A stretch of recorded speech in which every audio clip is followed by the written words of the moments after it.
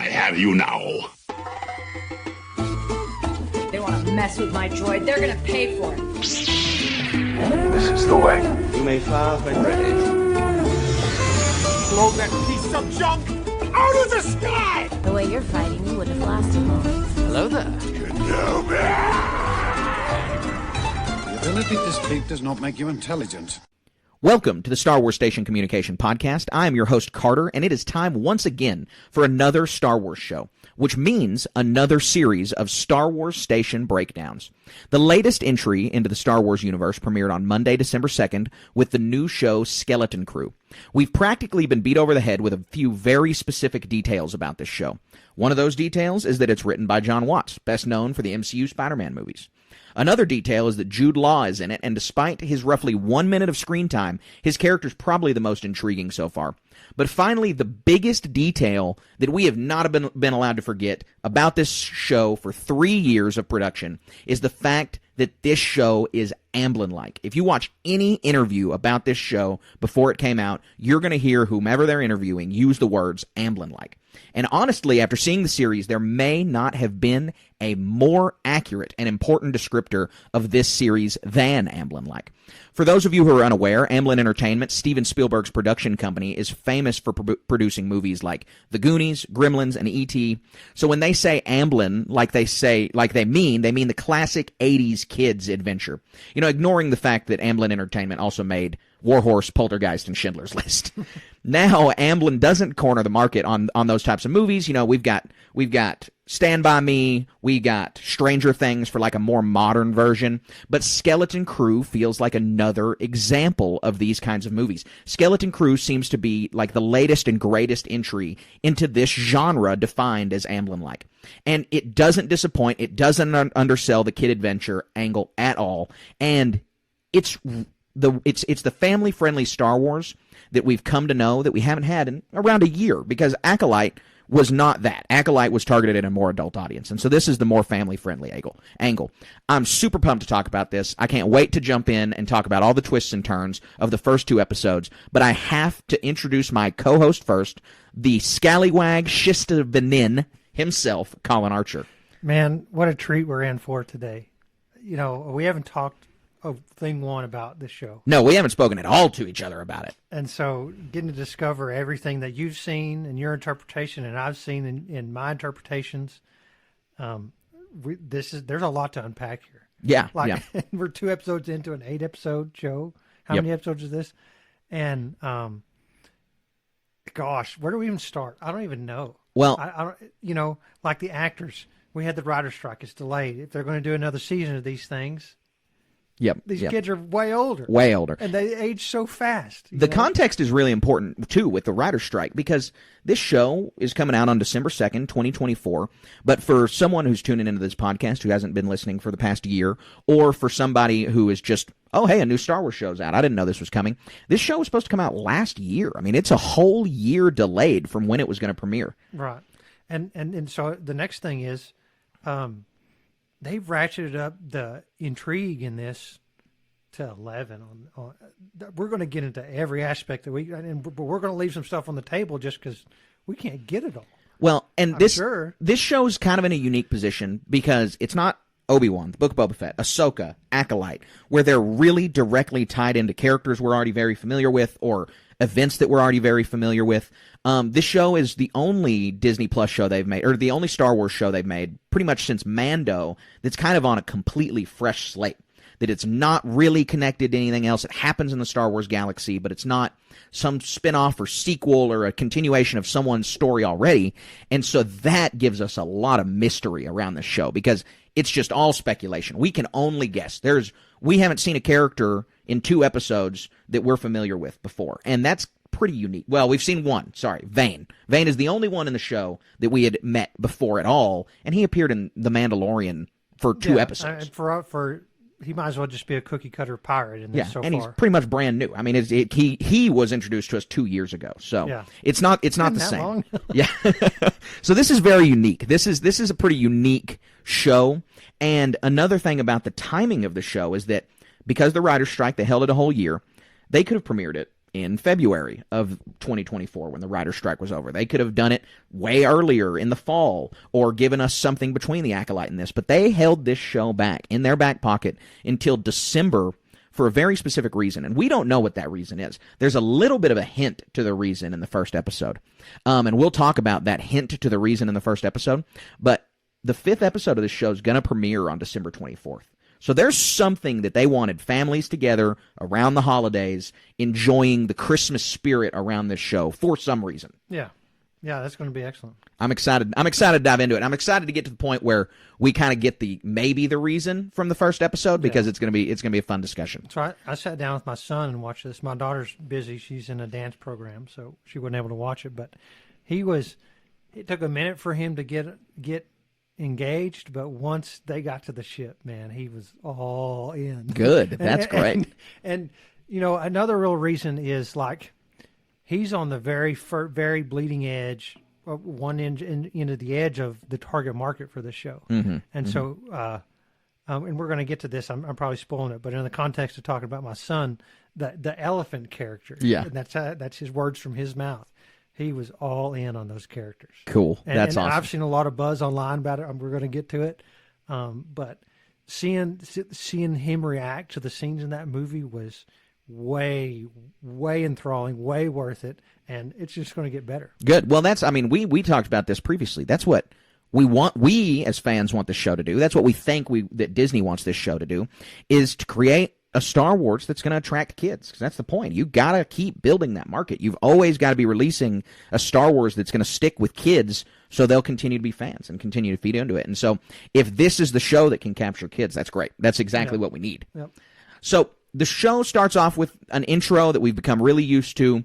It is in the font of A Long Time Ago in a Galaxy Far, Far Away, and it's describing the time period. This is after the fall of the Empire, or during New Republic time, and the New Republic is such a weak government that pirates are running rampant. And that's pretty much all you need to know about the setup. This is the typical crawl for the TV shows. It's not some big, fancy, long-form, big explanation. It's here's a few sentences to set the context, and we learn here that we're in the New Republic. Yeah, exactly. We didn't know that before. Exactly.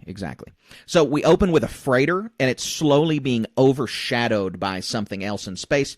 And the typical Star Wars open of a ship. Yeah, most exactly. excellent. Exactly. Very pleased when I saw this. Yeah, I was too. I was happy. It's always good when they stick to the formula. So boarding tubes then start piercing the side of the hull. Cool. They were awesome. Because the first thing you see, first character on screen of this entire show gets absolutely impaled by a human-sized boarding tube. And it was really funny, or really cool. But they get these boarding tubes, they lock on, so the two ships are connected. And this is so reminiscent of Pirates of the Caribbean. It's so reminiscent of any pirate thing you're thinking of. It's reminiscent of history on how pirates actually attacked ships. Boarding tubes didn't exist, but they had boarding ramps. And so there's a few sequences in this that are really reminiscent of pirates in the real world. And so they did a good job of kind of showing that. Yeah, and again, took it up to 11 with the space pirate aspect of Yes. it. Every alien which they're all aliens for, there's a human there, I didn't notice it. Or they're wearing a mask or something. And there's a couple humans. Jaleel White's in the background. Oh, he is? Okay. Yeah. Jaleel White's one of them. It's moving so fast, my old eyes can't catch up. But these are all hardened pirates. The dude gets shot in the eye with the blaster and just turns and looks at the guy. That Ishi Tib with the prosthetic eye. That was awesome. Yeah. It was super cool. So we see, they're boarding the ship, they're coming through the docking tubes. Well, they're also doing zip lines and space chutes to come neutralize the cannons on the ship that they're boarding. Just like you see pirates swinging across on ropes. It was just really fun. They did a really good job of translating the classic pirate invasion into Star Wars. Yeah, cool. And then we get to meet the first speaking character, Brutus. He's a schist of an inn, and that species first appeared in Mos Eisley's Cantina in A New Hope, and he's the werewolf guy. And we've never seen one of these speak or really walk. And something you'll notice when you watch these shows is I don't know how much of the show is CGI, and I don't know how much of the show is puppetry, but regardless of if it's puppetry or CGI, a lot of the movements look like puppetry from when characters are walking in costumes, or when a lot of the things are moving that could or could not be CGI, just programmed to look like a puppet, and it all looks really good. It all looks very classic Star Wars. Yeah, and this is one of characters that people are raving about everywhere. How cool he is. Yep. And he's only had a few lines, and already I want to know more. Yeah, and he's been on screen for less than a minute, and it's it's just he's so super over the top cool. So we see Silvo, the pirate captain, strut onto the scene after the ship has been neutralized, it's been boarded. And we all know this is Jude Law, right? Yeah. Like, I don't think anybody was fooled the second guy in mask walks on screen. Yeah. Like, this is Jude Law. Yeah, and I don't know if that's a criticism. No, it's not a problem. We know it, right? Some people took it that way, and it's like they should have covered up his voice a little more. I don't think so. This is Lucasfilm / Disney. They know about Darth Vader and Kylo and how to disguise voices. Yep. Well, So they're intentional here. by the very end of the second episode, just any adult with media literacy should be able to just connect the characters together, regardless of if you didn't even know who Jude Law was, or if you didn't know anything about this show. One man in a cell and one guy arrested at the beginning of the show. I wonder who it is. Yep. So they're boarding the ship, and Silvo struts over to the part of the ship that is a vault. And so he gets the ship's captain in there, and he begins asking, why would a freighter have a magnetically sealed vault? Because the captain continues to insist, we're protected by the New Republic. This is just a freighter, yada, yada, yada. Well, Silvo is done with this, so he has the captain chucked out the airlock, and then they have the vault opened. And the only thing in the vault is a single credit, which was really crazy to me. I did not expect that. Yeah, somebody's baiting these pirates pretty hard. Yeah. I mean, that's like a joke. Like, if you find one coin on the ground, you got to know you're being played. Yeah. So the one credit on the ground results in a mutiny, obviously, where every pirate raises their blaster to Captain Silvo, and he just starts swinging. I mean, he's trying to get away. He punches like two guys, and then he's immediately, everyone's on top of him. So there's a mutiny. Now Brutus is the captain. And we cut to the title screen, and then we get basic suburban kid stuff for like 15 minutes. And I'm not complaining about that. But that is totally what we get, because we get cereal and blue milk with Wim, the main character, rising out of bed in his suburban room. Yeah. It's a really good opening for this kind of thing. It really is. And they spend a lot of time, a good time, establishing what this world is. And as this discussion progresses, how this world is developed really matters. And we all know what this world is. I mean, anyone who's seen TV in the last 50 years or lives in America knows what this world is. This is just your childhood. I mean, this is the average, like, snapshot of an American childhood. Yeah, suburban, everything. Yep. So all of this stuff is just real basic American TV stuff. We've got a busy single dad trying to do it all. It's a common trope. And because Disney wants this show to feel familiar to us, Lucasfilm wants this to resonate with us.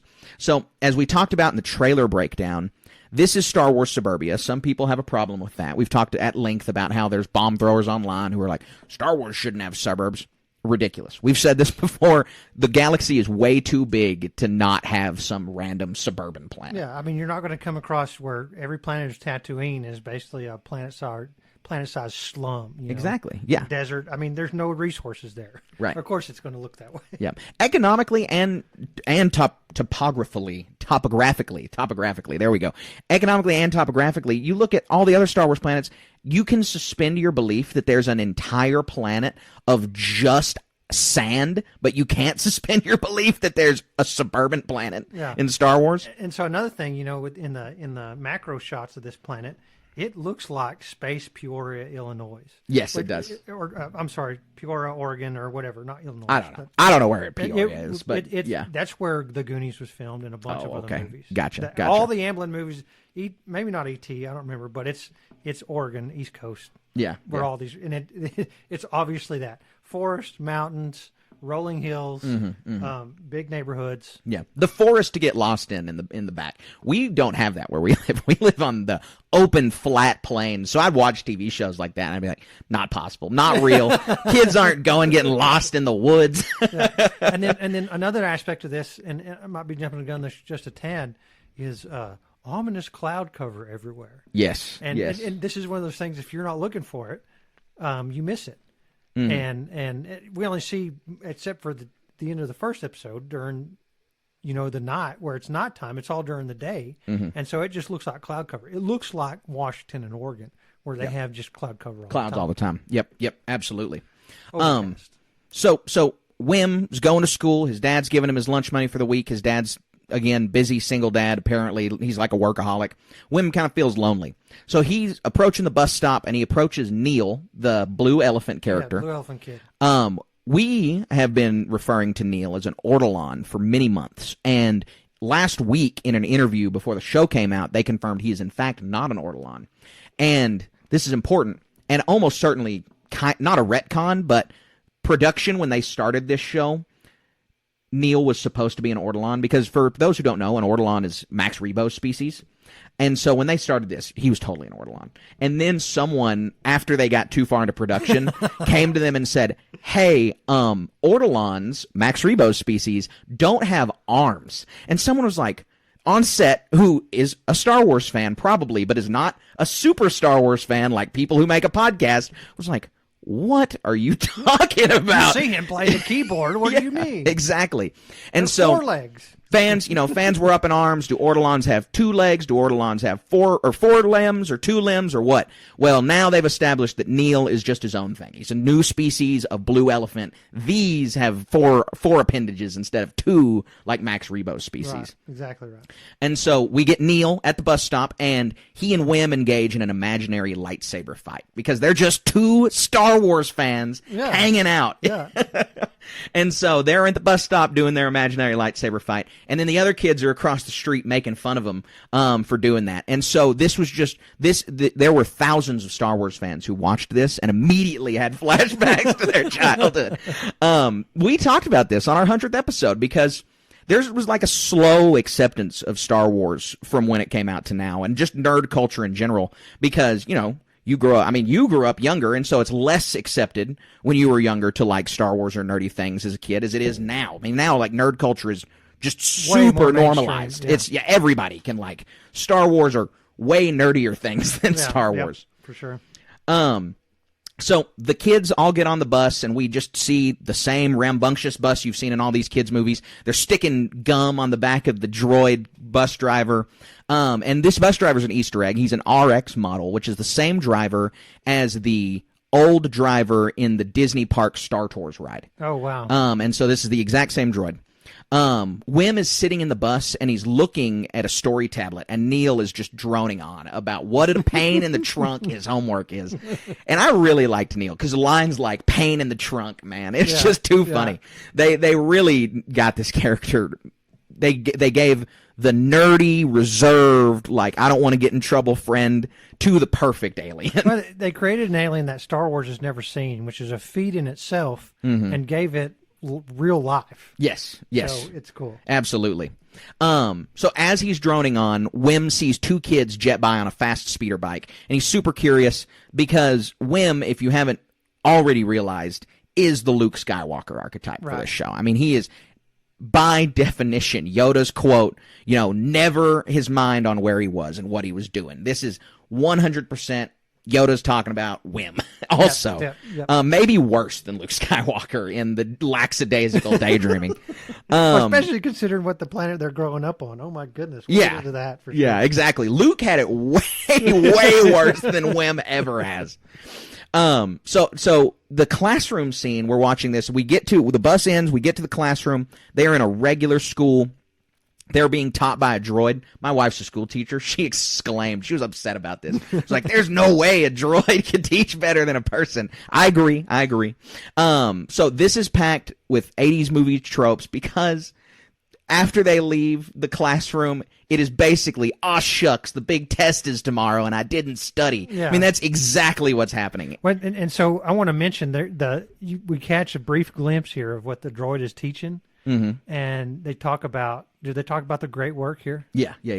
And so this is the first inkling of something's, they're not teaching English or math. If you watch an old 80s movie like Ferris Bueller's Day Off, it's a history class. And then you can go to Wikipedia or surf some internet about what they were learning on those boards. What they're teaching in this classroom is only taught on that planet. It's something about the great work, and it talked about actuary. That's not literally, but some data analysis stuff. Mm-hmm. Well, they talk about we always need analysts. That's one of the lines from the overseer. And is it also in this scene where the road? Where no, it's here. The next person. I'm jumping the gun. Go ahead. Well, the overseer's talking about it. She comes up and mentions the career assessment, and she references the Republic. She doesn't say the New Republic. She doesn't say anything else other than the Republic. And so we are slowly, and it's clear by the end of the second episode, but we're slowly just starting to understand that this planet is more untouched than most planets in the Star Wars galaxy. Right. And like you said, she references the Great Work. We don't know exactly what that is, but it is exclusive to this planet. And I was reading somewhere, Lena So from the High Republic mentioned a lot of the Great Work. Yeah, okay. And there's a bunch of different projects, Starlight Beacon. The communication relays and this and that, hyperspace relays or something like that. Mm-hmm. And the Great Works. Yeah, no, you're totally right. Yes, I remember that now. Yeah, all of the big achievements that the High Republic had were classified as the Great Works. Yeah. So this is, So that's a little tidbit right there that if you aren't reading the High Republic books, you're not going to make that connection just yet. And so another thing that was mentioned is and it's almost gibberish. I need to watch the scene again of what the droid is talking about. And she mentions the barrier and had some data analysis. And so this is my speculation. It seems like this world revolves around maintaining that barrier somehow. Oh, it does. If they're teaching these kids when they're 8, 9, and 10 years old about how to maintain this barrier and data analysis that has to do with the barrier, like it's a planet-wide thing, that's a really big deal. Yeah, absolutely. I mean, because and another thing that these kids are talking about is, and I want to expand on this more later with some thoughts I have.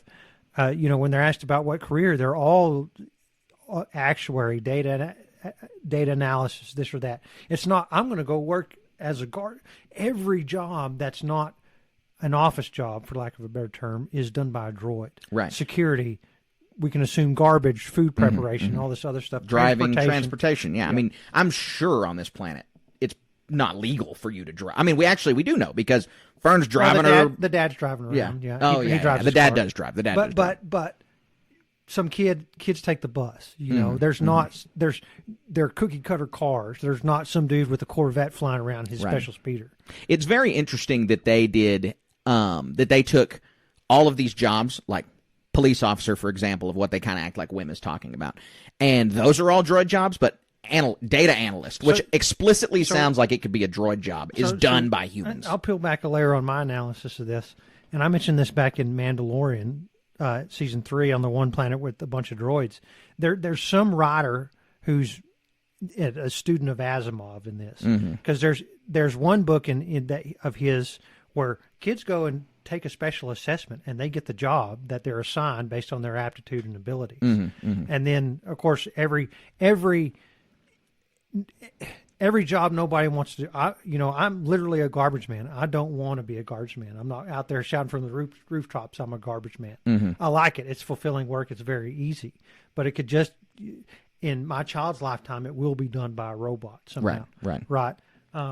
But even like, working fields, preparing food, in Asimovian books and some futuristic fantasy stuff, people want droids to, we are in an AI ourselves, ChatGPT and Grok and all this other stuff, they're doing pictures and silly things.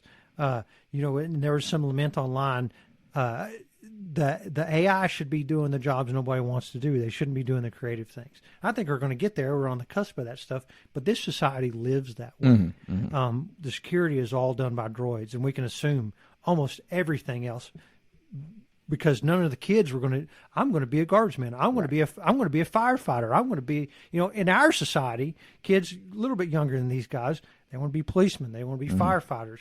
They want to work at McDonald's. They want to work food service. And those are all really good jobs. We know firefighters personally, and they're lauded throughout all community and societies. But if they can't walk through fire, literally, and if a droid could do that and save people and stop property from being burned, they'd be out of a job. That would be terrible. But in this society, it exists. But why in this society is the data analysis We done don't know by that humans? Yeah, we don't know that yet. That's the big question, though. If these droids can fill all these other jobs, it's part of the great work, and there's something that we're going to find out in the climax of this. That's a really big deal. it's a human element that Maybe they have it's to where have. Santa Claus lives. Yeah, exactly. So after the class scenes, after Wim's worried about having to go study for the test, we get some action scenes of Fern racing her bike with KB in the sidecar, and then they break down. And then we cut back. Power converter. They need a new power converter. We cut back to Wim and Neil walking home, and he sees Neil walk into his house, tell him bye, and then Neil walks into his loving elephant family, and Wim's just super sad because his dad is a workaholic and he basically lives alone. Yeah, that's sad too. I think we skipped a scene too. Wim was wanting to go to bed and read me a story. Yeah, and man, I need to go back and read a story to my kids. I did that the other day, so do it more. Yeah, got to do it tomorrow. So KB tells Fern that they need a power converter as the local older bully comes around and taunts them about missing the big race. Total Amblin scene. Exactly. Yes, so Amblin. And so then, Fern is upset, but she goes home. And Fern is this kind of we've already learned she's kind of this tough and gruff character. If Wim is Luke Skywalker, Fern's Han, basically. Exactly right. And so she takes off this leather jacket she's wearing, and she looks like she's in this prim and proper school outfit, and she walks into her house. There's this really nice house, just like Wim's house. Everyone here lives in really nice suburban houses. And so she walks in.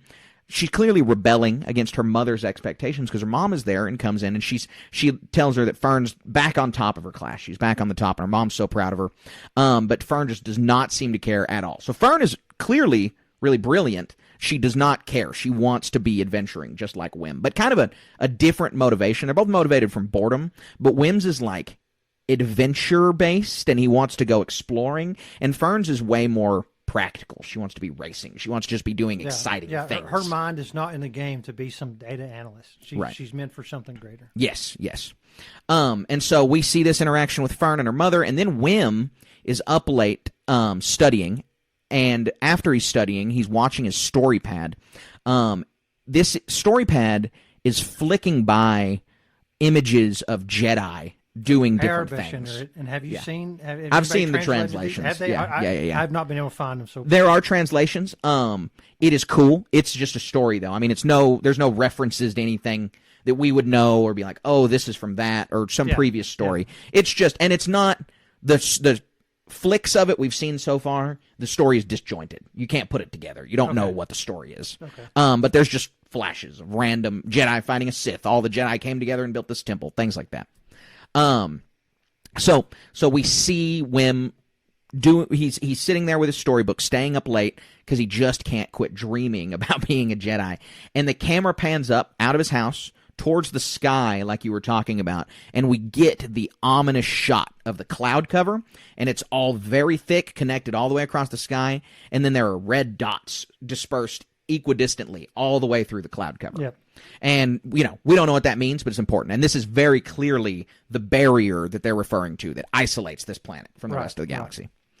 So Wim wakes up late because he was up late, and he misses the school bus. So he decides he's got to take a shortcut, turns around, goes and gets his bike out of the garage. For once. Exactly. Yeah, because he saw KB and, what's her name? Fern and KB. Did it yesterday. Yep. So he's got to do it. Yep. I was with him on this, man. I liked the same it. thing. Yeah, it was super cool. Yeah, so he hops on his bike, and he starts racing to school. And Neil is freaking out in the bus, and then Neil gets to school and is still freaking out because he's just looking at the door, trying to stall the teacher. One thing I really liked is you could tell there's Star Wars types in this. They have the central spire. Mm-hmm. And Lothal has the same thing. Mm-hmm. Mm-hmm. Very cool. Yeah. Very cool reference. It was cool. And so as Neil's trying to distract the teacher, we cut back to Wim, and he is racing through the woods because he had to take his shortcut, and he wipes out hard. It looked painful. He falls off the side of this edge into this ravine, and he discovers a mysterious metal door covered with grass and dirt, and immediately, what is Wim going to think it is but a Jedi temple? Yeah. If you're seeing Jedi temples everywhere, you're going to say, oh, this must be a Jedi temple. Well, and then for somebody who's so lost in the sauce like that, given the context of reading these books, it seems like the Lego cartoon we watched not too long ago. Yeah. There's a Jedi temple there. There's on Lothal. There's a lost Jedi temple, or not. I don't remember exactly, but in that series, and they pop up everywhere when they need them to, and so it's not an unreasonable conclusion. No, it's not. It's not. Probability's really low based on what happens, but yeah. Well, and Wim is just, he's so invested, and we all remember what being a kid was like. You're like, what you're invested in, that is your whole world. Like, that is all you think about when you're a little kid. If you like something, you're obsessed with it. And so we had in my hometown growing up, just on the outskirts of town, this house that had been abandoned for a while, and so kids would go in there and just mess around like kids. And so we went in there one time. We were probably 10 or 11, and we found like some old canned goods, and we 100% convinced ourselves that these canned goods were actual army rations, and that there was something going on with the U.S. military at this abandoned house. Yeah. And that's because we're 10, and we're like, we're making connections that aren't there, and everything's an adventure. And that's what's happening with Wim right now. He thinks that there's a Jedi temple. And there's a lot of moments in this where the writers understand children, like how they talk to each other, how they think, how they behave. I think there's a lot of scenes like that. How they, especially when adults aren't looking. Yes. Yeah. So Wim discovers the security door, and as soon as he discovers the door, a police droid or a safety droid comes up and, tells him he's violating school attendance rule, whatever. And he's like, oh yeah, take me to school. And the droid tells him to get out. And he's like, how? Because he's stuck in there. He cannot figure out how to get out. Then we cut to Wim sitting outside the proctor's office, and Fern comes and sits down also because she's also in trouble. She's in trouble for racing. So Wim tells her he saw her bike, and it is totally Wizard. It's like, I think the fourth Wizard reference. There? I was so happy when he said it. I bet you, did you jump out of your seat when they said that? No. Cars. Yeah, Cass was like, oh, did you hear that? Yeah. So they're waiting for the proctor, and Fern starts making up this crazy story about how kids who go to the proctor's office are taken beneath the school to work in the mines. And she does this a lot in the show, where she makes up random story just to get somebody's goat. And it's funny, but she does it a lot. So there's definitely something we need to know about her character, that she's good at elaborate lying, and she does it often. And we see it come in handy already in the second episode. Yeah, I do this to my kids all the time. Yeah, I bet. I had them convinced we're going to the moon one time, just for lunch. That's awesome. So Wim's dad was called from work. He walks out of the proctor's office, and he is super angry, as anybody would be. Especially, this is like your life-defining test that you just missed. Like, this is not even, I missed, well, you live in Texas. I missed the STAR test, so I got to retake it. Like, they act like this is a one and done. Like, this is your whole life right here. You're going to go, you get the drag job. You get the you get the worst job or whatever this society has. Yeah, exactly. Like you just shred papers all day or something. Yeah. Well, and in this job, I bet it also has to do with that word's mobility too. Yes, somehow. Absolutely. Yeah, there's probably like a cap on your success or whatever. Yeah. So Wim's dad's angry, and he has high expectations for Wim, but Wim just won't shut up about this Jedi temple. Wim is clueless. Your dad is super angry, yelling at you in the hallway. First thing out of your mouth is, but there's a Jedi temple. Zero evidence. Yeah. And so, Wim's just going to come off as like trying to avoid the test, like a crackpot or something. Yes, like that, yes. And so, Wim is not vindicated whatsoever. His dad's like, you're going home, you're studying, I'm bringing you here tomorrow, yada, yada, yada. And then Wim is not concerned about it at all. He's most worried that he accidentally spilled the Jedi temple beans in front of Fern, because that's what he's consumed by. And so Wim goes to Neil's house right after school, doesn't go home, doesn't go to study, and he looks through the window at his younger siblings. And did you notice what they were watching? Like a circus thing. And it was, you go ahead. You do know. I do know, yes. but so this is why I'm thinking, I'm gonna spit out an always in motion right here. This is a prediction I have, because it's very pertinent to this. This was a hologram that was an identical replication of a hologram that showed up in the Star Wars Holiday Special. Anyone who's not familiar with the Star Wars Holiday Special, it came out in the 70s between A New Hope and Empire Strikes Back. And it was at a point when everybody was doing holiday specials. Like if you were any successful media in the late 70s, you had a holiday special. And so Star Wars did one, and it was awful. And everybody knows it was awful, and it's panned. I started to watch it, and I turned it off. I've watched it once. I'll never watch it again. But I did it once, and it premiered on television once. They never premiered it again because of how bad it was. But because it was so bad, it's kind of, and because it was immediately removed from TV and never premiered, it's kind of campy. It's become like a fan thing. Like before streaming or YouTube existed, you could go to conventions and buy bootleg VCR tapes of the holiday special. And so it's a little bit of a joke, but one of the things the holiday special did is it created Life Day, which is just Star Wars Christmas. And so the performance the kids are watching is a Life Day performance that is also happens in the Star Wars holiday special. So my assumption is the December 24th episode will take place on Kashyyyk on Life Day because Life Day is nearing in the galaxy. Yeah. So I don't think that's a hard thing to guess, but I think that and is they want it to coincide happen. exactly. Like there's going to be some sort of monumental event. Yeah, exactly. It'll be Christmas Eve. They're gonna not release a trailer. They may, but they're gonna release something ahead of time, letting people know this is. Or maybe there's some a really Christmas cool Star cameo Wars thing. There could be a really cool cameo. Yeah. There's awesome? something special because if you are gonna premiere your media on Christmas Eve, it better have something to do with Christmas Eve. Well, that's what it is. Something's going to be so cool that happens in that everybody's going to be standing around. Hey, did you hear about what they did in this new Skeleton Crew TV show? Mm-hmm. You know what? You need to go back and watch that. And so it'll be bingeable at that point. And on Christmas, you can sit there and binge the whole thing. Yeah. Easy. So. And parents listening to this, if you go watch that with your kids on Christmas Eve, they're going to love it, and they're probably going to want Skeleton Crew toys under the tree, so you might be prepared for that. And as a supplemental, tune in to the Star Wars Station podcast to get all the insights. Yeah, exactly. So we continue. Wim goes to the house. He talks to the younger siblings, and Weren't they awesome? They are so funny. And he learns that Neil's bathing, so he goes on top of the roof and is looking down through a sunroof at Neil in this giant bathtub, and is telling him, "You need to get outside. I need the tools out of your garage that your dad has." And so they go to the garage. They get the tools, and Wim is explaining he found this Jedi temple. We're going to go excavate it. Did you see the garage Easter egg? As the garage is closing, there's a beer sign, but it's Neil's species holding 2 mugs of beer. Yeah. It was super cool. Yeah. It was super Very cool. So the boys head to the ravine to get to the dig site, and they've got this big plan. Neil's going to hold the rope at the top of the ravine, and Wim's going to scale down, and then they're going to tie the rope off so they can get in and out of the ravine. 1 second after Neil is handed the rope, they both fall all the way down to the ravine. Yeah, man, I would have killed to do this when I was a kid. Go on an adventure like this. I know. Not what happens next. I'd be terrified. Oh, yeah. Well, that was... Yeah, I have some things to say about Wim with what happens next. So when they get to the bottom of the ravine, they are scared to death of this voice modulator that KB has. They don't know where KB is, and it sounds like she's a voice from the sky. They're trespassing, and so they're terrified. Especially after being confronted by that security droid earlier. Yeah, exactly.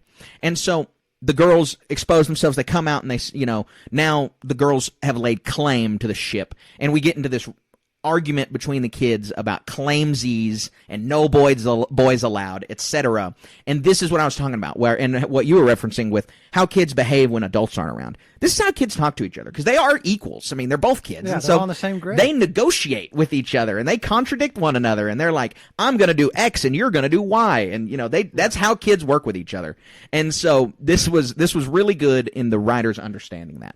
Yeah, I wonder if they these kids got to improv or something in these scenes. I don't know if they did or not. Yeah. Who knows? I bet it was fun, though. It would be, yeah. I bet these kids had a blast on this show. Yep. I'd like to hear some. I haven't listened to any interviews from the kids yet. I'd like to hear some. I bet on the 25th there's going to be some sort of release of like a DVD special features or something. Mm-hmm. Well, that'd be the hope because, one of Stranger Things' big successes was not just the show itself, but that the child actors were all so charismatic at such a young age. All of them were great interviewers. Right. Yeah, exactly. Don't you know how to talk like this? So the kids, the boys, Neil and Wim and KB and Fern, they all agree to work together to excavate the ship. And the boys think they've fooled the girls because once they get this ship excavated, they're going to call claimsies on the inside. And the girls think they've fooled the boys because the boys are the ones who are doing the work. They're digging the hole. So we get another moment of Fern making up an elaborate story to mess with the boys. And then Wim's dad arrives as soon as they get the door open. Wim knows it's his dad. No, the other kids don't know yet. And so they hop into the ship, and Wim's trying to hide from his dad because he's not studying. He went to the Jedi. This kid would be in a mountain of trouble. I mean, this would be... I get why he's hiding. Could you imagine? Oh, my God. And the girls very clearly don't think this is a Jedi temple. They just want a power converter. They're here for totally different reasons. Yeah, it's Tashi Station to them. Yes, exactly. So the kids open the ship. They hear the dad coming, so they jump inside. They realize it's Wim's dad, and it is just super messed up. That Wim's like, all right, I'm going deeper into the ship because this dad has got to be worried sick. He found just his bike helmet on the ground. That is terrifying. Terrifying.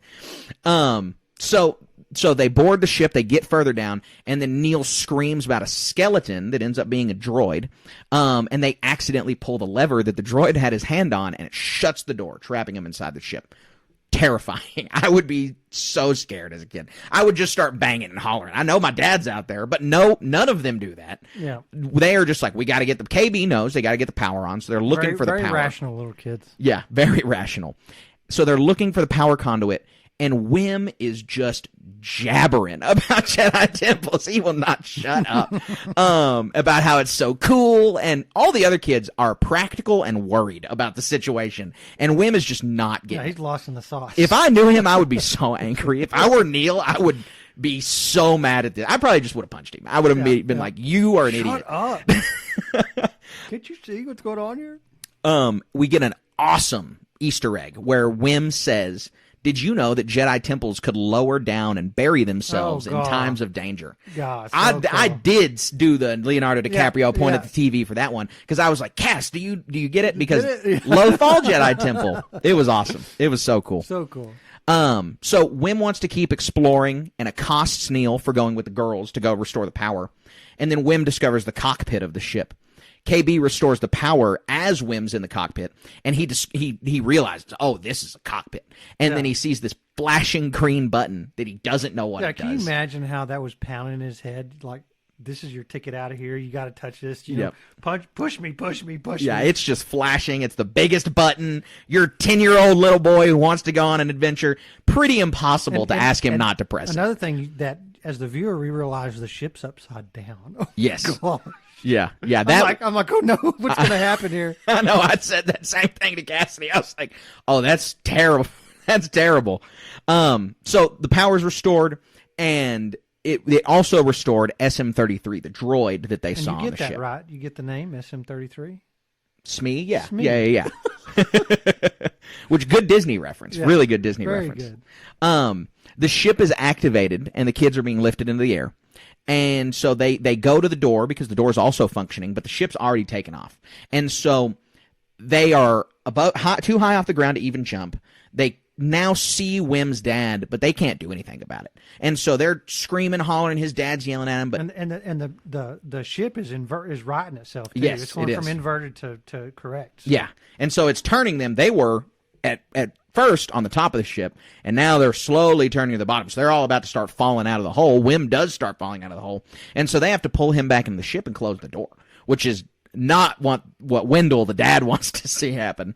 And so they get back into the ship, but they don't know. They have no idea what to do. They have no idea what to do in the cockpit. The ship continues to take off, and they have to just make it past the barrier. The ship takes off, they get past the barrier, and it's the first time any of these kids have ever even seen stars before. It's crazy. Only Fern even knows what they are. All the other kids are like, are these planets? And to the point where they sit there, stare at those stars, and then they immediately get stretched, and they hop into hyperspace, and it's a great transition into the credits. Yeah. They did a really good job right there. So good. But the kids are terrified. They just jumped into hyperspace, and that's the end of the first episode. But we pick up the second episode immediately after. They premiered both the episodes, so we now have way out past the barrier for the second episode.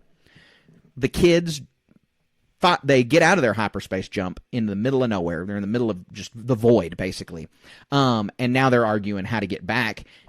While they're arguing on how to get back, SM-33 just begins trundling down the hallway in like a terrifying way. Yeah. You definitely the kids are just like, oh, we're all dead. We're going to die. I love this discussion here. I do too. Between the kids and it's me. I do too. So an old, clearly not put together droid stutters that he is SM-33, and he drags the kids to the captain who doesn't exist. The kids have to tell him that the captain's dead, and he does not believe them. They're like, absolutely not. No way the captain's dead. You don't look good at combat. Yeah, and then so finally, Fern has to lie, and this time it's to help them, and she says she killed the captain. And I was sitting there the whole time. I'm like, Wim, you need to speak up. Here, this is your moment. Your the light's shining on you to do this. Yep, he missed it.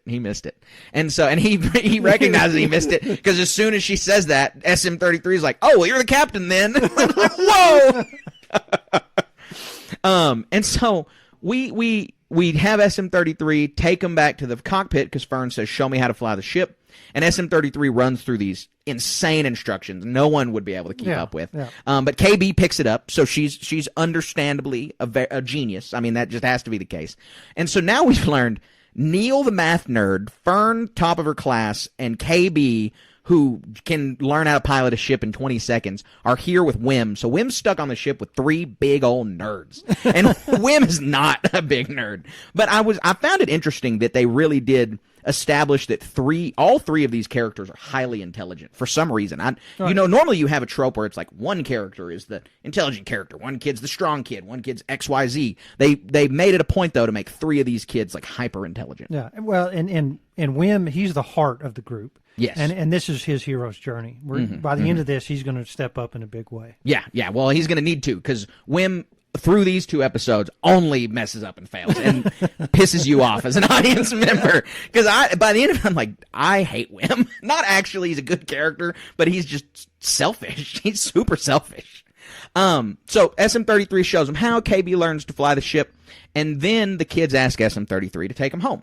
And they're like, take us to At-Atten, their home planet. SM-33 has no idea what they're talking about. And they're like, you were just there. And he says, so they asked him to check his memory banks. He doesn't know where it was. He doesn't know where it is. The last place he knew he was in space on the ship. And so we then get awesome Easter eggs where SM-33 just starts listing planets that begin with A. We get Adelon, the planet that Chopper Base was on in Rebels. We get Aldani, the planet from the best arc of Andor. So it was really great to hear my 2 favorite Star Wars shows referenced in the same sentence. So when the droid still doesn't know, he just points to the void and says, all right, tell me where to go. And the kids have no idea. They've never left the planet. Right, and that's just we can't point where we are if we were in space. Nobody, but like Han Solo could. Yeah, space travelers could. Lando Calrissian could figure it out. People like that.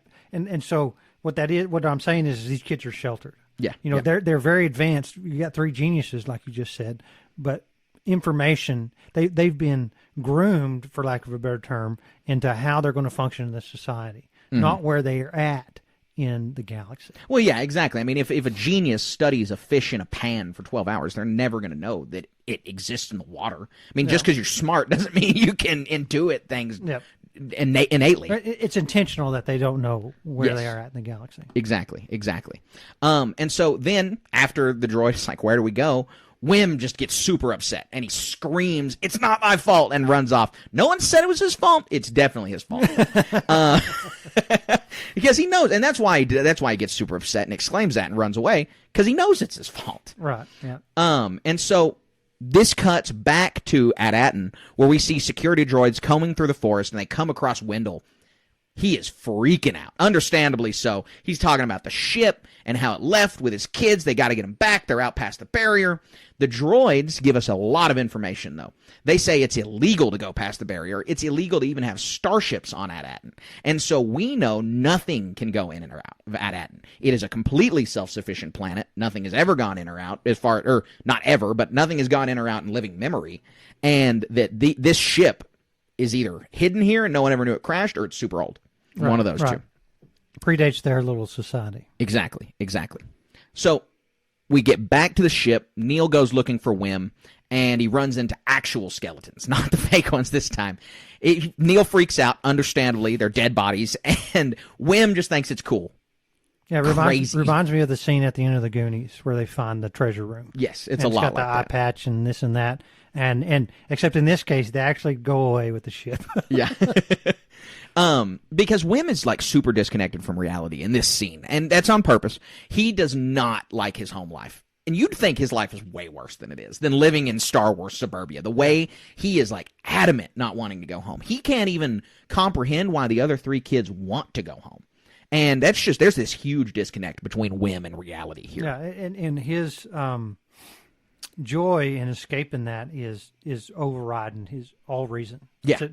He's finally starting the adventure he always wanted to Exactly. start. And that's, he'd rather do that than anything. And so he's a bad friend because Neil is freaking out. Neil's a little bit of a square. He's like, this is gross and creepy.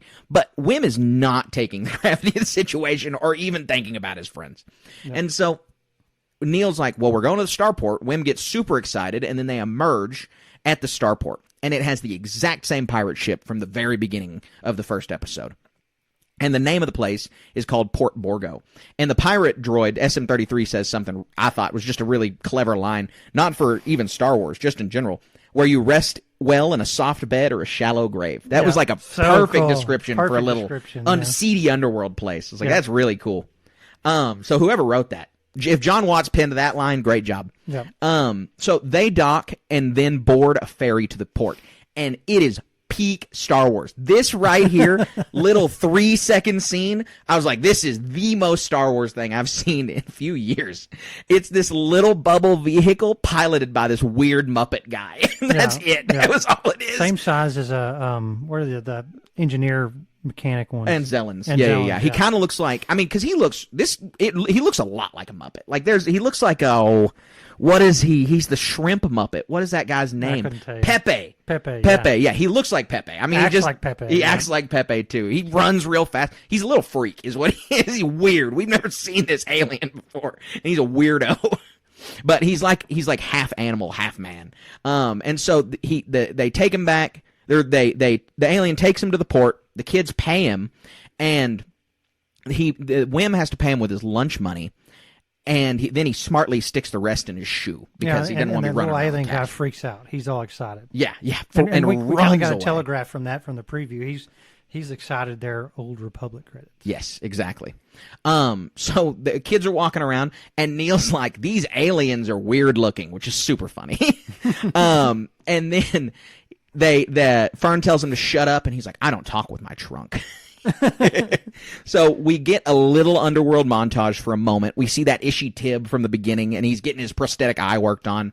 And I told my wife during this scene that this is like the equivalent of kids from the Dallas suburbs walking around the seediest part of Mexico City. Like this is hyper dangerous for these children. Right. I mean, there's brothels, there's pirates getting tattoos. I mean, it's scenes out of Pirates of the Caribbean where they go to the Tortuga or whatever. Yes. All this, seedy underbelly stuff going on. Very cool. Star Wars-esque too. Yeah, absolutely. So Fern tells the gang to stay close, but she notices they've already left. And so we first get with KB, and she's walking around just taking in all the sights. And then they bump into each other, Fern and KB do. What KB was doing was she was backing away from this little assassin droid. It looks like a little thermal detonator, but it's a droid. And this took me out. This is one of my critiques, just very small, of this episode, is this scene. The second that Fern and KB bump into each other, the sound for that little assassin droid is immediately muted. Like it just stopped for whatever reason. Weird. And it was bad sound mixing, but it's like, why would that happen if this girl bumped into that girl and immediately the thing that was terrifying her is just gone? Yeah. It was a little weak. It was a little weak there. They needed a reason that droid stopped.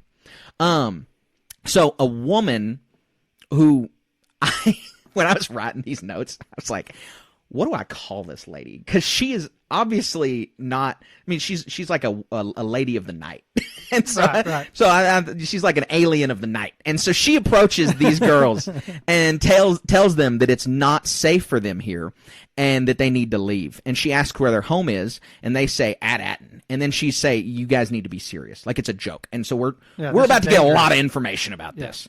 But this is not our first clue, but a little bit more of a clue that at Atten is not the name of that place at the very least. And so Neil and Wim are split up. They go to order some food at a stand. I love this scene. It was really good. And I'll tell you what, I'll preempt this a little bit. In our fantasy cooking show we want to do eventually, I'm not making this dish.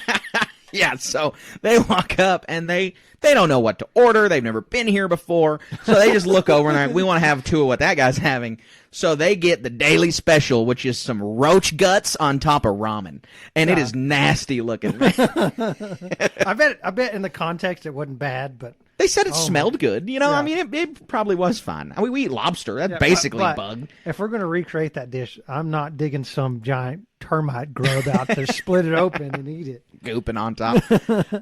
So Wim pays the food seller for the food, and the guy who he pays is astounded by this mint condition Republic credit that Wim's handed him, and he immediately tries to cheat the kids. He's like, "How much money you got? This isn't enough," even though it's obviously the way the guy's behaving like a small fortune. Yeah. He handed him $100 bill when it should have been $5. Yeah. And so this is now that he's trying to cheat the kids, another pirate steps in and is like, he's trying to cheat you, but that pirate's not stepping in because he cares about those kids. That pirate is only interested in the fact that those kids have that money. And so all of the pirates' attention is, and all of the pirates in the bar's attention is drawn onto the kids. And then Vane from The Mandalorian shows up. And he accuses the credits of being fake. He's like, these can't be real. And he gets into a confrontation with the big bug alien who had just told the food seller to lay off. And so there's a little bit of a scuffle building, and then Wim starts a fire. He throws his food on the fire and runs away, and the pirates all start chasing after him.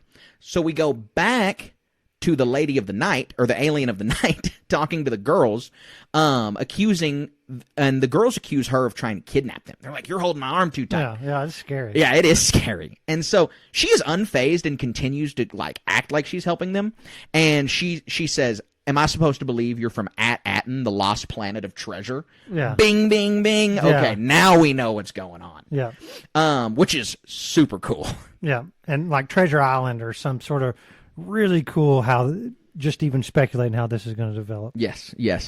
And so the girls notice the commotion that Wim's caused, and Fern shoots her blaster into the air to stop the commotion. And then, she's talking it out with the pirates. She's a little kid holding a blaster. She doesn't know how to really use it or anything. And so Vane just walks up and takes it from her. He just slowly grabs it out of her hand. But as soon as he does that, SM-33 comes in and demolishes everybody in cool. one of the This is coolest such a fights cool I've scene. seen. Yeah. He's got the arm shields that retract. Yes. Very cool. That was he's like a modified KX droid is what he looks like. It is. That's exactly what he looks like. And that was my very favorite part of the fight, were those shields when he got those arm shields shot with blasters enough to superheat the metal. Burn and the then guy's he burns face. that guy. Oh my God. It was really, really cool. They did a good job. Good job. Anytime people get that creative with fights, it's just always fun. Yeah. It's over. It wasn't just like some fisticuffs. It was, down and dirty.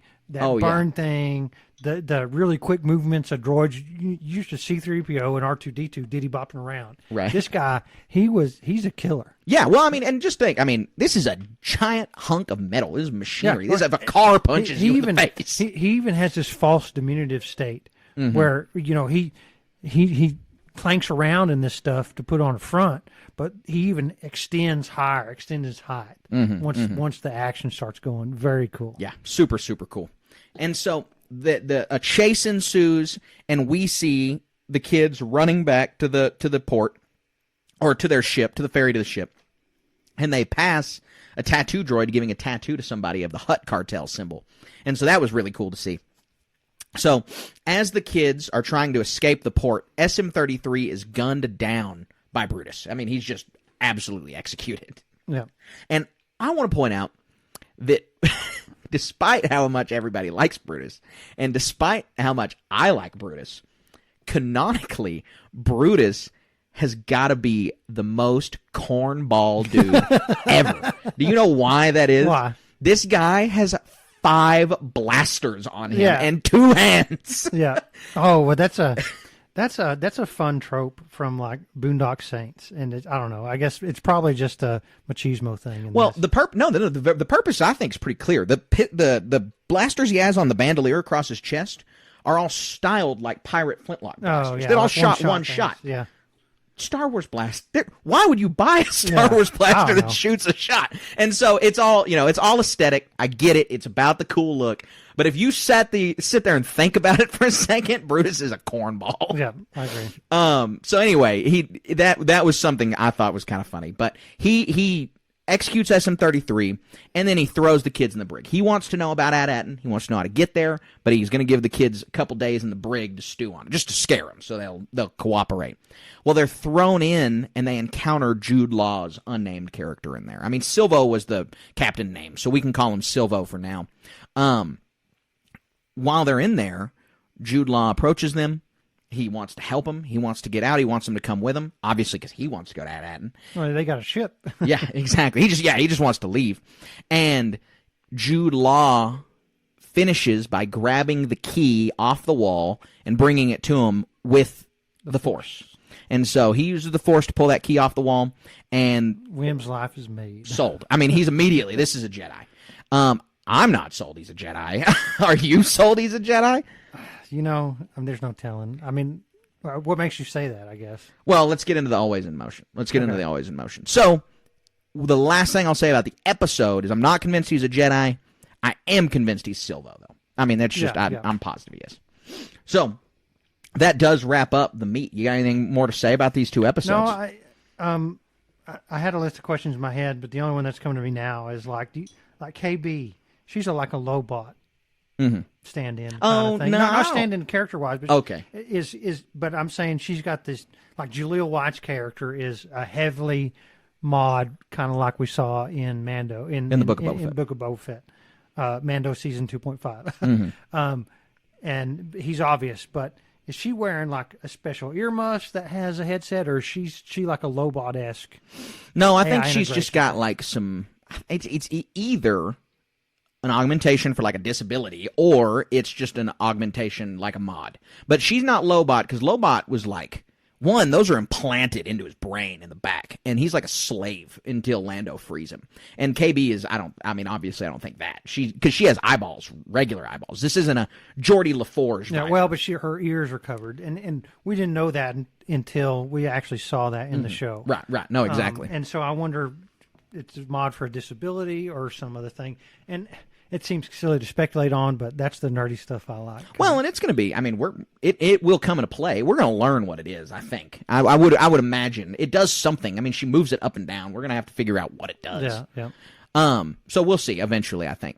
But those 2 episodes to me were a really good kicking off point. I don't want to sit here and say Skeleton Crew is going to save Star Wars, or even if Star Wars needs saving, but that Skeleton Crew is just going to have this Star Wars renaissance. It's not, I don't think, because it's not as promoted. I didn't hear from anybody the past 2 days about this show at all, from anyone. Well, it's going to be a slow burn, it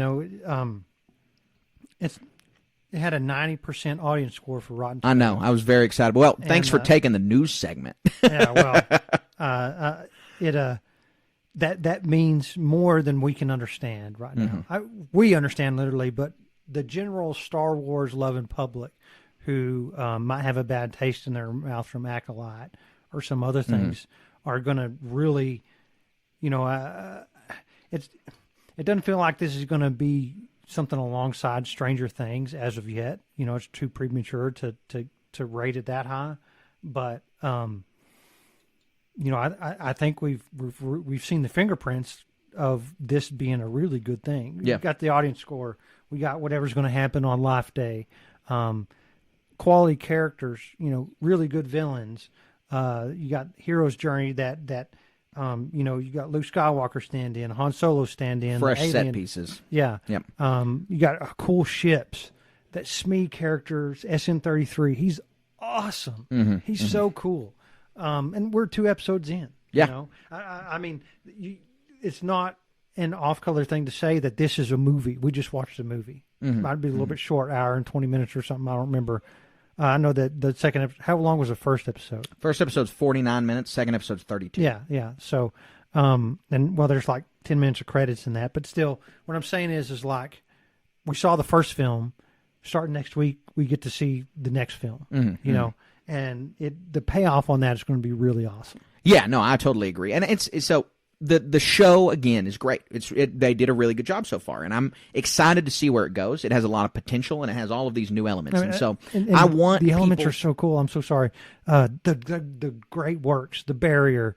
With this, whole planet is the MacGuffin in this. Yeah. It's so cool. Yeah, no, it's great, and I want to see people enjoy this show. There's a lot of people that I know would really enjoy it, and so I found myself after I watched it texting probably like 5 to 10 people.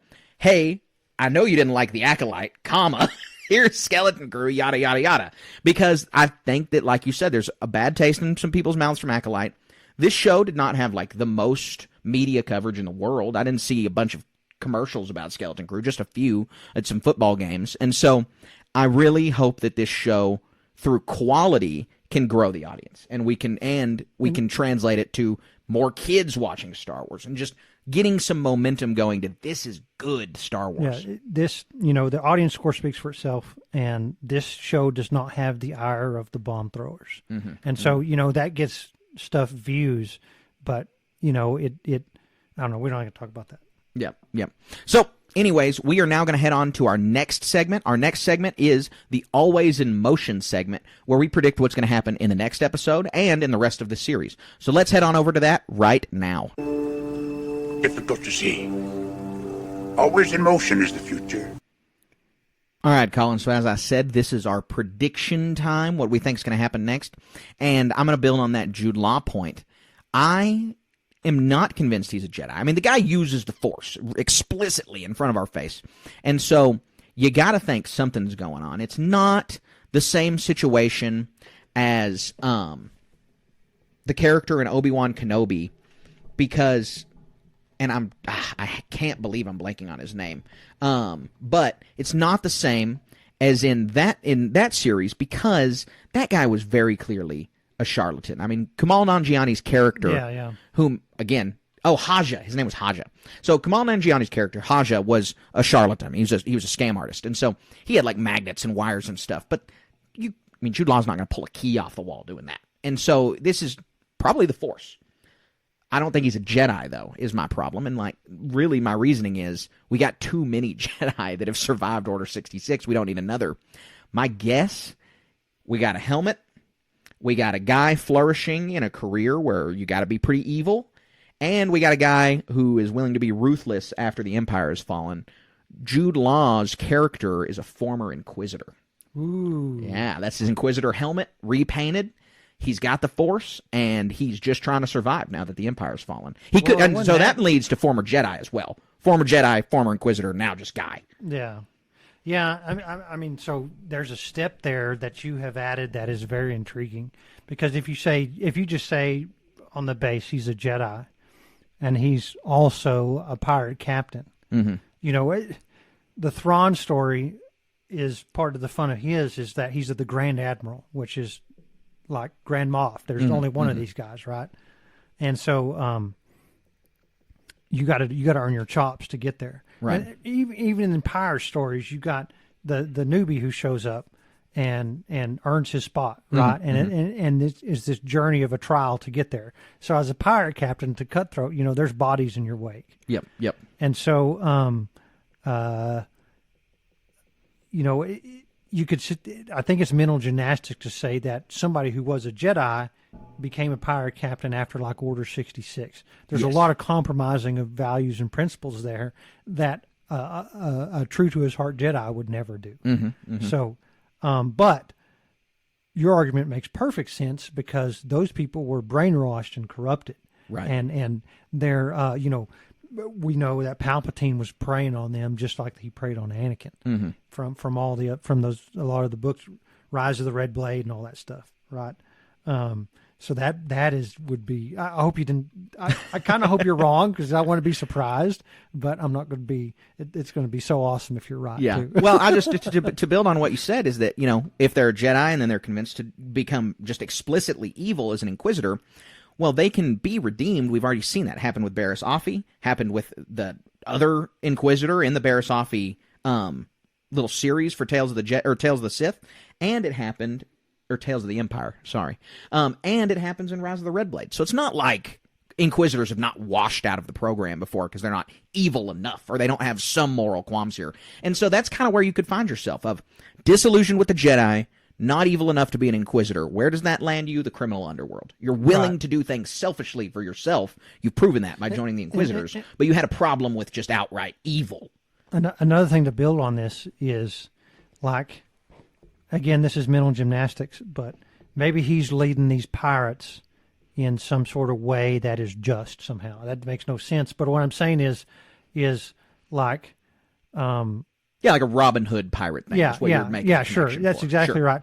But that's one aspect. My more to my point though, I'm trying to make is like, he's kind of inept. It starts off and he's made a huge mistake and gets mutinied right off. Yeah. And so. Part of the case, if your values are good and just, you're not going to have a mutiny on your hands. Right. Right. Yeah. Jedi wouldn't do that. Somebody, Inquisitors throughout all of their existence have been shown to make selfish mistakes. Mm-hmm. And then you start to, you don't start to, but you think about then how he gets attacked by his whole crew with all those blasters. And you start to think, like, how, is he, if he is an Inquisitor, like, is he just not super used to using the Force anymore? Or can he just not handle this many people? He's untrained, unpracticed, or he's holding back for some reason? Or the thing that pokes a hole in the Inquisitor theory, but really in the Force user theory overall, is why didn't he use the Force when he was being mutinied? And so that doesn't just poke the Inquisitor hole, it pokes a hole in every Force user. We're going to have to get an excuse or a reason for that. Right. Because he just starts punching people. And even if he's sitting there fighting for his life, he doesn't know this is a TV show. He doesn't know there's a camera on him. He's going to use the Force. He's going to start choking people or throwing people around. Right. And they could still maybe overwhelm him, but he's at least going to be making moves. Right, for sure. Another aspect with this is we saw X-Wings in the trailer. And so that means the New Republic is going to be somewhere in this. And I'm really wondering how that's going to play into this. Yeah, I am too. And we got because we had the speculation of, this was a bait ship, a magnetically sealed vault with one credit in it. And so if they're trying to track down what these pirates are and these two Rangers show up, it's going to be interesting to see how that develops. Yeah, it will. And we know we get a lot of other set pieces just from the trailers. This is not a case, the case of a lot of Star Wars shows where you get basically the trailers the first 2 episodes. This one is very clearly more than that. There's a lot. We still have a lot of trailer scenes that haven't happened yet. Right. So, do you have any other predictions? That's just Jude Law. What are some of your predictions for the show? There's mainly just what I'm interested in. I really want to know more about this planet and what the great work is, and I think it has something to do with the barrier and something on this planet. Like, what if there is a Jedi temple there? In so many cases, especially when you're talking about a Star Wars hero's journey of some kid who wants, even Anakin knew who the Jedi were. We should be able to figure out Qui-Gon, no problem. Is that a laser sword, right? And picked out Jude Law's character right off the rip. And so, does this Wim character have some sort of force? And is this planet speaking to him in a way that's like, we've talked endlessly about, in so many cases in Star Wars, nothing's an accident. The Force is speaking to people and influencing people in a way, especially the light side in positive ways. And obviously Wim, there's nothing that Wim and Fern and none of these characters, they're all good values, good characters. There's not one of them trying to take shortcuts or, they make mistakes by pressing a giant green button for sure and not caring about the test. But from birth, this kid's missing his mother. It has all the fingerprints of a Force-sensitive kid being influenced by something that's going to turn out really cool. Yeah, absolutely. So yeah, I think you're right. I don't think there's a lot left to go on yet because there's could be any number of reasons that planet got hidden away, right? Or that planet's the lost planet. And so we don't have enough seeds to begin predicting stuff like that. And it's going to be so cool if it goes all the way back to the High Republic. Oh, yeah. Stuff. It absolutely If they've been there for 1,000 years or something, that seems kind of gratuitous for that ship to be there that long undiscovered. Mm-hmm. But that planet is so on lockdown. It's in the Asimov's book, it's called Solaria. And there's not many people who live there, and the resources are very plentiful, and you go and do your own job and stuff like that you're assigned or something. And so, for me, Star Wars and why it's so fun is like the slice of life stuff that we get to peel back the layers on and be nerdy about, and everything too. The pirates. This thing is going to set the bar for Star Wars pirates and scoundrels and scumbags. Mm-hmm. Before, alongside it is Jabba the Hutt and Mandalorian, and now we're going to have Port Borgo. Man, yeah, there's going to be a video game where you place. get to go to Port Borgo and do something like they should have been talking to these Star Wars Outlaws people. Yeah, DLC for Outlaws when Skeleton Crew It really came out. needs to come above board on that, because that game needs to elevate to this 2 episodes of a show. Yeah, no, I agree. The one thing about the planet that I thought of, that this isn't really an always in motion, but is something that has to be true to this planet if it's so isolated, is that its economy and the resources it takes to build and manufacture droids all exist on that planet for some reason. I mean, because it's an isolated economy that's been able to keep those droids running. And so I thought that was pretty interesting, that implies that pretty basic elements are taken to make droids in Star Wars, which was interesting to say the least. So I think that wraps up the Always in Motion segment. Yeah, I agree. We got a lot more show on the way, though. We've got the How the Force Works segment, and we're going to hop into that one right now. That's not how the Force works. All right, Colin, so this question comes from Patreon subscriber Gus, and he asks, what is the scariest moment in Star Wars? For me, when I first watched it was the Sarlacc pit. Just thinking about being digested for 1,000 years? Yeah, I was so. You heard the screams when Boba Fett went in there, and like obviously knew something else was going to happen, but it was your hands are bound, you're walking the plank. That's fitting for this discussion today. Yeah. I mean, you knew Luke Skywalker started the movie, something good was going to happen, but like still, that Sarlacc pit's been there for quite a while, and there's no telling how many people Jabba has shoved into that thing. Yeah. I mean, you could also say along the lines of being fed to a Rancor. That'd be awful too. Yeah, definitely. But yeah, that's what it was for me. It's hard to think of what's literal, though. I mean, Empire showing up anytime. Right.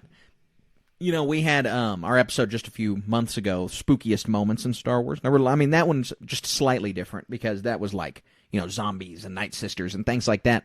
But one of the things that scared me the most as a kid was the Acklays, and it was a combination of Attack of the Clones, Acklay, and the way it screamed and the way it looked, plus the Battlefront 2005 video game, where they're like impossible to overcome on Felucia. That combination, I was like, these things are terrifying. Yeah, that's another really good one. If you're in that arena and those three in the Coliseum and the 3 animals show up, unless you're Anakin Skywalker, Obi-Wan, and Padme, you can kiss your butt goodbye. Yeah, you're or some other Jedi in there, Which one of those creatures would you like to have killed you? I think the Reek. I think the Reek's the fastest because it just slams into you and you're dead. Yeah, that'd be a good one. I guess being impaled by the Acklay. You don't want the Nexu because you're just gonna get it's clawed eat to you death slowly, and like probably. a cat, it'll paw you around like a mouse. It would be terrible. The Nexu is far and away the worst of the 3. Yeah.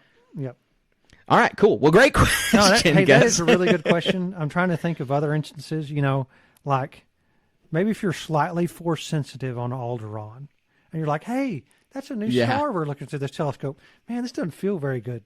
Zap. Boop. Yeah, you're done. Yeah. I mean, there's, any really being around Palpatine on Exegol, anything on Exegol would be very scary. God. That would just be very scary. Just imagine being a guy that's there. Your fleet has shown up, and these Star Destroyers with planet-killing weapons are popping left and right. All of a sudden, this electricity rises, and you lose control of your ship. Yeah. Ooh, that'd be scary. Or just being one of the guys in the hallway in Rogue One. Oh, my God. Yeah, that's the scariest. That's the scariest. That red lightsaber ignites, shit your pants. Yeah, those voice. Right. Like, Yeah.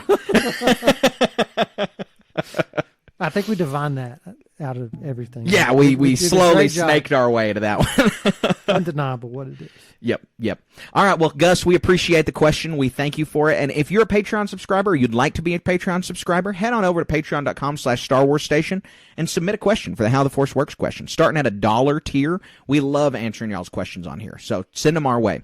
We're now going to head on over to the HoloNet news segment where we've got a few pretty good news stories to talk about. So let's dive into those right now. You made the HoloNet.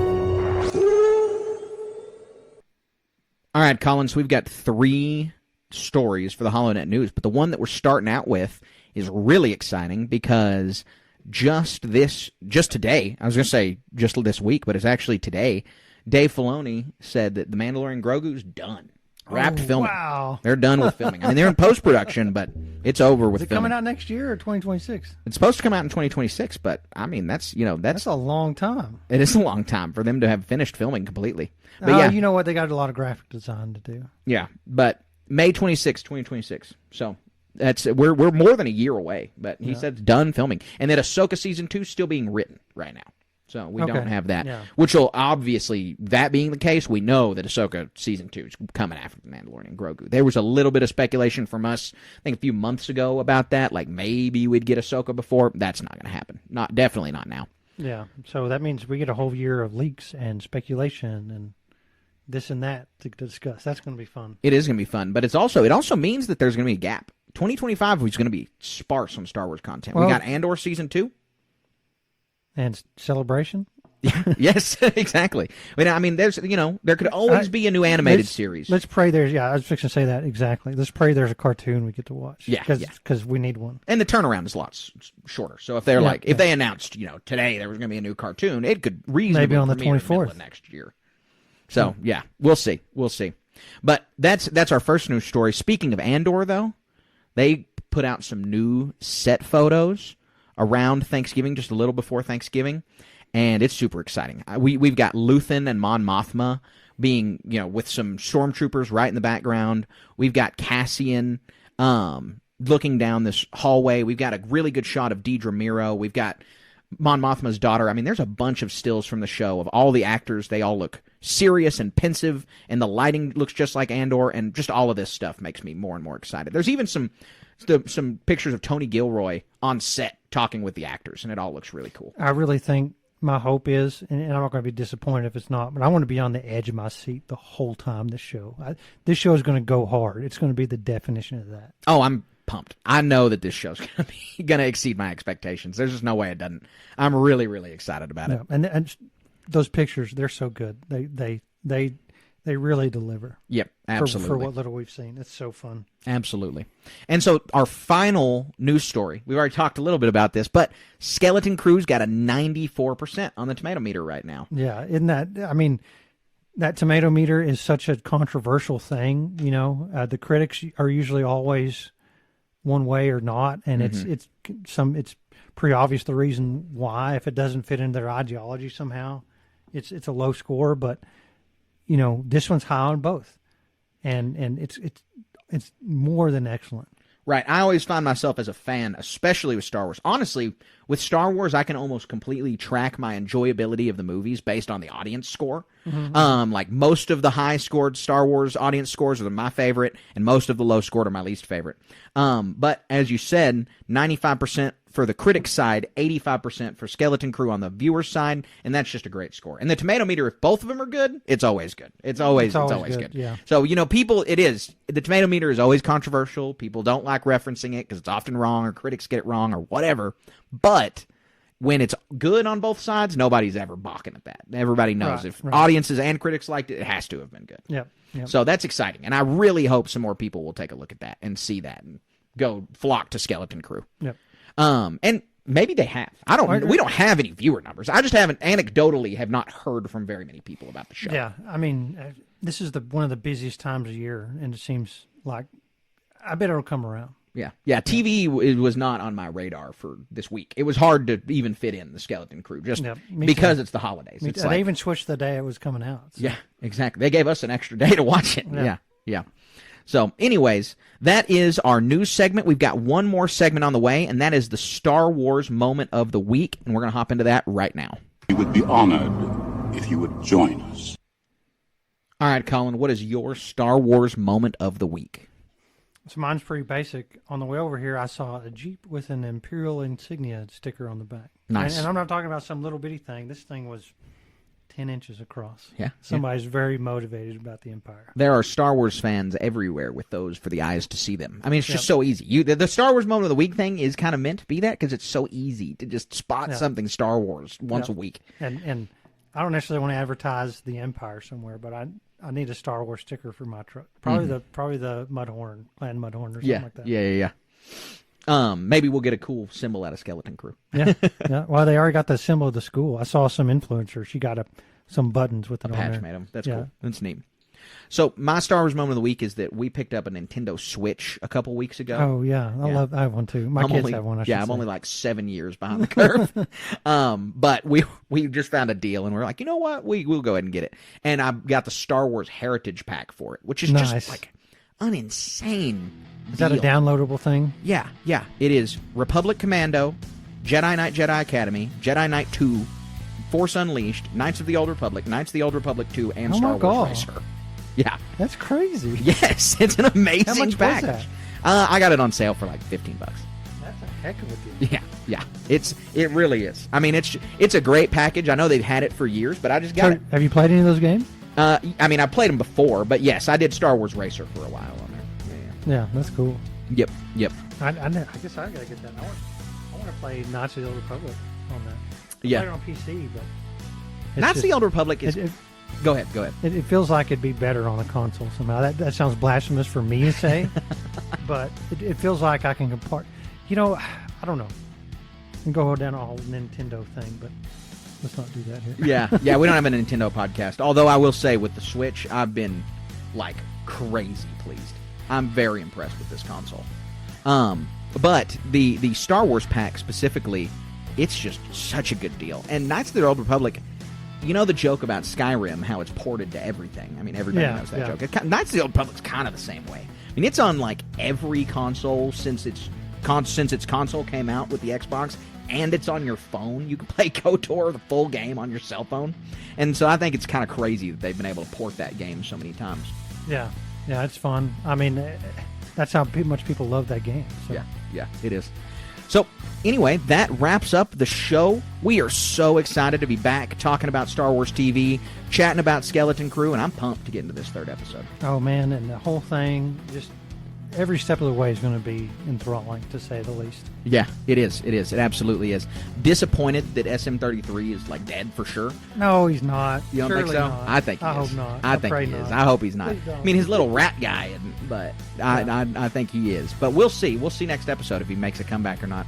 But it was a great show. I really appreciate you guys listening. We love y'all engaging with us. We love our fans. We appreciate y'all coming back each week to talk Star Wars with us. And we hope you'll continue listening to us. We hope you'll continue to engage with us. If you head on over to YouTube, Star Wars Station is where we're at. You can give us a like, a follow, a thumbs up. We'd really appreciate it. If you're listening over on Apple or on Spotify, you can leave us a 5-star review or a 5-star rating. That is a huge help. And we're all over social media. We're on Instagram at StarWars.station. We're on Twitter at SW_station. We're on Twitch at twitch.tv/stationmedia. We've got a Discord at the link in this bio. We've got a Facebook group. We got a Facebook page. We got all kinds of stuff. Yeah, it's really cruising out there. You know, especially with this, things are popping. We want to engage with you on Discord. On the Warhammer Station side of it, I've started up my daily streams today. I met a guy who does AI music video. Not music video. He's generating music, and it's all heavy metal stuff, and it's really cool. Cool, nice. And so he's trying to build his little thing for that. It having that audience out there growing, it's really cool. But I think I'm fixing to go buy a video card I got the Christmas bonus where I work. So yeah, great. I'm going to go buy me a video card. So that's what I figured out is the missing link on the streaming. So get that really going on streaming the games in a way better quality. Yeah, awesome. So- That's great to hear. That's super exciting. Yeah. Yeah, so tune into that. Make sure to be checking out our Twitch, especially if you're a Warhammer fan. Now, it's daily at 10 a.m. Central is what I'm trying to do. There you I've go. Done for the last 2 days. All right, check it out. You can eat your cereal if you live in California and watch some painting. Yeah, painting works right now. Yeah, absolutely. So thank you guys so much for listening. Thank you so much for engaging. We appreciate you always coming back to this podcast, and we appreciate you staying wizard.